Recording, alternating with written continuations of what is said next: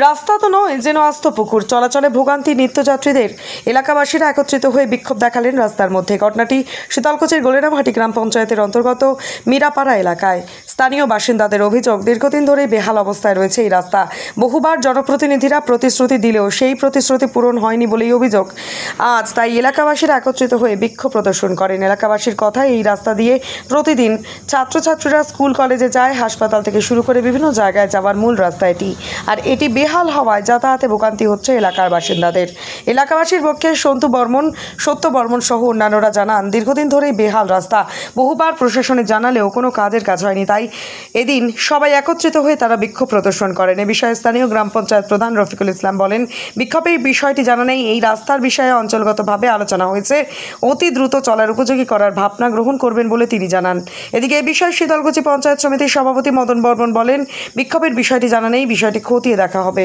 হচ্ছে আপনাদের খুব সমস্যা, ভ্যান টোটো নিয়ে অসুবিধা, যাতায়াত সাইকেল নিয়ে অসুবিধা, আমাদের গাড়ি নিয়ে অসুবিধা। তো ভ্যান থেকে আমার শীতলকুচি যে ধান নিয়ে যাই সে নিয়ে অসুবিধা, গাড়ায় পড়ে যায়, চাকার টাইল হয়ে যায়, লোক চলাফেরা করি না, কাদয় একেবারে ভর্তি হয়ে যায়। এর আগে প্রশাসনে জানিয়েছিলেন বিষয়টা? জানিয়েছি, তারা কি বলছিল? ইডিও হচ্ছিল, আবার ওখান থেকে মন্ত্রী এমএলএ সবাই এসেছিল, এখানে সম্মেলন করে গেল, বলে আমরা দেবো করি, দীর্ঘদিন চলে গেল। কত কিলোমিটার রাস্তা এরকম? মিরাপাড়া তো শীতলকুচি 3 কিলোমিটার। 3 কিলোমিটার। হ্যাঁ।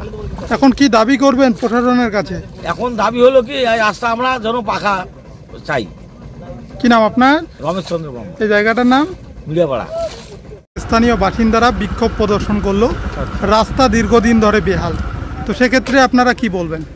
আমরা যেটা প্রধানের সঙ্গে আলোচনা করছি, বর্ষার আগে আগে সেটা রিপেয়ার করবে এবং PMGY যে সেটা হয়ে গেছে, মানে স্যাংশন হয়ে গেছে, আগামী দিনে হবে, হয়তো বর্ষার পরবর্তীতে হবে। ভোট বয়কটেরও ডাক দিল এলাকাবাসী, এই বিষয়টা নিয়ে কি বলবেন? ওটা তো আশু সমস্যা সমাধান নয়, আলোচনার মাধ্যমে সবকিছু যেটা হবে সেটাই হলো সমাধান। দীর্ঘদিন ধরে বেহাল অবস্থায় পড়ে রয়েছে, একদম যাতায়াত অযোগ্য হয়ে উঠেছে। না, আমরা ঊর্ধ্বতন কর্তৃপক্ষকে জানিয়েছি এবং সেদিন আমাদের যে জনসংযোগ যাত্রা হলো সেখানে আমাদের জেলা সভাপতি আসলেন, তাদের সঙ্গেও আলোচনা হয়েছে, বলছে যে অতি শীঘ্রই যত তাড়াতাড়ি হোক কাজটা করবে। বারংবার প্রতিশ্রুতি দেওয়া হয়েছিল কিন্তু রাস্তা হয়নি, এমনটাই অভিযোগ। না, এইরকম কোনো কিছু হয়নি। কারণ কি, দেখা না যাচ্ছে 400 মিটার আর 500 মিটার বাকি আছে, তাহলে টোটালটাই হয়ে যায়। টোটাল কত কিলোমিটার রাস্তা এরকম রয়েছে? এটা ধরে নেন 500 মিটার হবে, এইটুকুই খালি শুধু আছে। এবং আমরা প্রধানের সঙ্গে আলোচনা করছি, যত তাড়াতাড়ি হোক, মানে যাওয়ার জন্য মানে উপযোগী নয় আর কি। আমরা বারবার অবজেকশন করছি, প্রধান কথা দিচ্ছে যে আগামী বর্ষার মধ্যে মানে রিপেয়ারিংটা করবে, আর পরবর্তীতে যে যখন PMGY হবে তখন সেটা করবে। শ্যামল কুমার বর্মন।